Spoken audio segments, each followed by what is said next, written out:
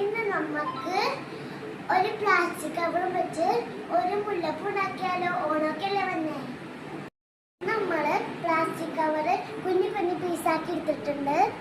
ഈ പ്ലാസ്റ്റിക് കവറിന് ഓരോന്ന് റൗണ്ട് ഷേപ്പിൽ കട്ട് ചെയ്തെടുക്കാം. ഇതേപോലെ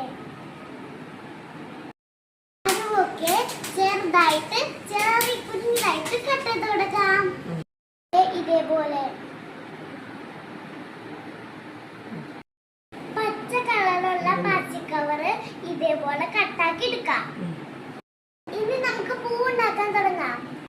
എന്നിട്ട് നമ്മൾ ഈ വെള്ള പ്ലാസ്റ്റിക് കവർ എടുത്തിട്ട് ഇങ്ങനെ ചുരുക്കിയിട്ട് ഇതെടുത്തിട്ട് വട്ടത്തിൽ ചുറ്റണം. ഇതുപോലെ. എന്നിട്ട് ഇതിന്റെ അടിയിൽ നൂല് കെട്ടി കൊടുക്കണം. കണ്ട, ഞാൻ ഉണ്ടാക്കിയ മുട്ടുകളാണ് ഇതൊക്കെ.